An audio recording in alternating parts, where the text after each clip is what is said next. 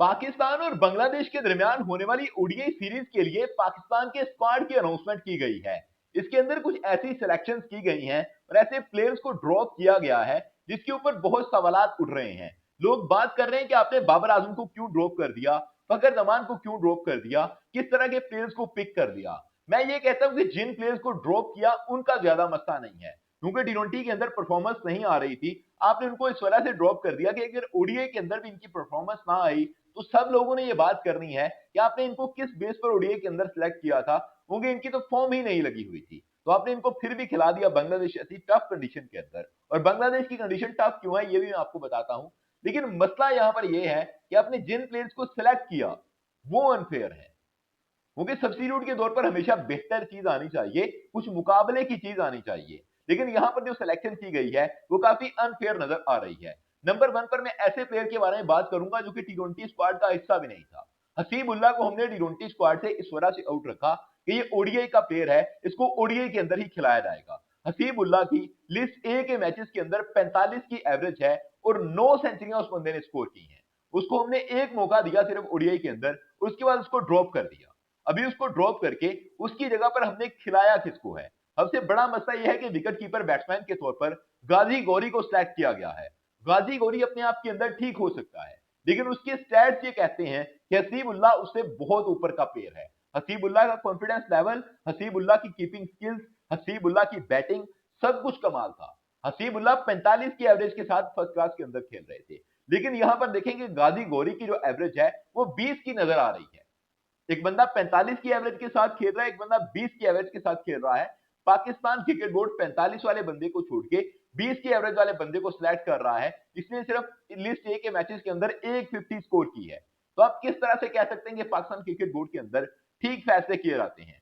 अब वो बंदा जिसको ड्रॉप किया है, आप क्या समझते हैं कि वो बंदा क्या करेगा? उसको प्रैक्टिस करने की जरूरत है, उसको मजीद अपने आप को इंप्रूव करने की जरूरत है। जब वो देखेगा कि मेरी जगह पर किसको टीम के अंदर शामिल किया, तो वो बंदा वैसे ही अपने घर बैठ जाएगा कि ये पाकिस्तान क्रिकेट बोर्ड है, इसके अंदर मैं खेल नहीं सकता, ये सिस्टम मुझे सपोर्ट नहीं करेगा।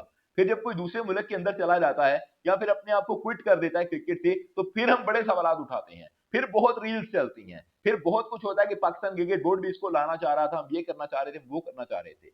और आपको पता है कि ऐसा पाकिस्तान के अंदर होता है। नंबर 2 पर अगर साद मसूद की बात करें, साद मसूद को पाकिस्तान क्रिकेट बोर्ड ने सेलेक्ट कर लिया। He is a brilliant allrounder, वो बहुत कमाल का ऑलराउंडर है, लेकिन वो टी20 के अंदर अच्छा ऑलराउंडर है।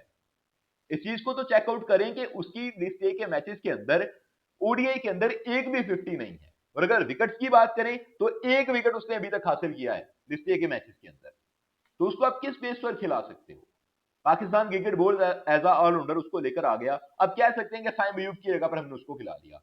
और साइम अयूब वो बंदा है कि आपने चैंपियन ट्रॉफी 2025 के अंदर साइम अयूब की जब इंजरी हुई थी, एंकल इंजरी हुई, पूरा पाकिस्तान क्रिकेट बोर्ड, पूरी पाकिस्तान की आवाम साइम अयूब के लिए दुआएं कर रही थी। और हमने ये तक कह दिया था कि चैंपियन ट्रॉफी के अंदर पाकिस्तानी टीम हार जाएगी, पाकिस्तानी टीम अगले मराहल तक नहीं पहुंच पाएगी, क्योंकि साइम अयूब ही टीम के अंदर नहीं है। और वही साइम अयूब साल 2026 के अर्ली मंथ्स के अंदर, अभी स्टार्ट है साल 2026 का, अब अपनी पहली दूसरी सीरीज खेल रहे हैं अभी। और ये हाल है कि साइम अयूब को हमने निकाल के बाहर कर दिया और उनके फेवरेट फॉर्मेट से निकाल कर बाहर कर दिया। टी20 के अंदर वो कामयाब नहीं हो पा रहे थे, 67 मैचेस उनको मिल गए, वो कामयाब नहीं हुए, लेकिन ओडीआई के अंदर इसी बेस पर हमने उनको बाहर निकाल दिया। फिर आगे बात आ जाती है यहां पर शामिल हुसैन की, मां सदाकत की। वो बंदे जो कि पाकिस्तान की ए टीम को फ्रंट से लीड कर रहे थे, फ्रंट से पाकिस्तानी टीम को लीड कर रहे थे। और पाकिस्तान की टीम इंग्लैंड के अंदर लिस्ट ए के मैचेस खेलने के लिए गई हुई थी। पाकिस्तान की ए टीम जो मैच है वो इंग्लैंड के साथ खेल रही थी और उस सीरीज के अंदर पाकिस्तानी टीम बुरी तरह से हारी है। 4-1 से उन्होंने पाकिस्तान की टीम को सीरीज हरा दी और हमने उस टीम से जो मवाद था वो निकाल के पाकिस्तान की इंटरनेशनल टीम के अंदर शामिल कर दिया। और अब सबसे बड़ा मसला पता है क्या है कि जब पाकिस्तान सुपर लीग होगी ना, पाकिस्तान सुपर लीग के बाद यही बंदे फिर से पाकिस्तानी टीम के अंदर आएंगे जिनको अभी पाकिस्तान क्रिकेट बोर्ड ने निकाला है। मैं यहां पर सिर्फ इतना कहना चाहता हूं कि अगर आपने साल 2027 के वर्ल्ड कप के लिए इन प्लेयर्स को सिलेक्ट किया है जो अभी सामने आए हैं, तो इनकी अगर परफॉर्मेंसेस नहीं आती तो इनको थोड़ा टाइम कैरी करें, इनको अपने साथ रखें, शायद आपको बेहतरी का सामान मिल जाए। ये ना करें कि आप फिर से इन प्लेयर्स को ड्रॉप करके पुराने प्लेयर्स को सिलेक्ट करें और जिस तरह के रिजल्ट हमें टी20 वर्ल्ड कप के अंदर बाबर आजम की सूरत में देखने को मिल रहे थे, फिर उस तरह के रिजल्ट के साथ हमें सेटिस्फाई भी रहना पड़े। क्योंकि बाबर आजम को हम इस वजह से नहीं निकाल पा रहे थे कि एशिया कप के अंदर बाबर नहीं था तो बहुत खराब परफॉर्मेंस आई, और बाबर के आने की वजह से भी खराब ही थी, लेकिन हमने फिर इस चीज की वजह से खुद को मुतमईन कर लिया कि कम से कम हम दिल के तौर पे मुतमईन हैं, हमने बाबर आजम को खिला लिया टीम के अंदर, क्योंकि हम ये सोच रहे थे कि बाबर नहीं है इसकी वजह से हम ठीक नहीं खेल पा रहे हैं। अपने आप को सेटिस्फाई कर लें प्लेयर्स के साथ कि हमने किन प्लेयर्स के साथ जाना है। और मोहम्मद रिजवान ने एक इंटरव्यू के अंदर कहा था कि बांग्लादेश की कंडीशन दुनिया की सबसे टफ कंडीशन होती है जो टीम वहां पर जा रही होती है। हमेशा मेहमान टीम के लिए बहुत टफ कंडीशन रहती है, और उनको अपनी कंडीशंस का बहुत अच्छे से पता है, वो बेनिफिट लेना जानते हैं, वो अपनी सिचुएशन से बहुत अच्छे से अवेयर हैं, और वो ऑस्ट्रेलिया की टीम को, इंग्लैंड की टीम को, बड़ी बड़ी टीमों को अपने मुल्क के अंदर पछाड़ चुके हैं। तो पाकिस्तान की ये जो टीम जाएगी इससे ज्यादा तवक्कुआत ना रखिएगा। अगर ये जीत जाए तो ये बहुत बड़ी बात होगी, ये बहुत बड़ा करिश्मा हो जाएगा।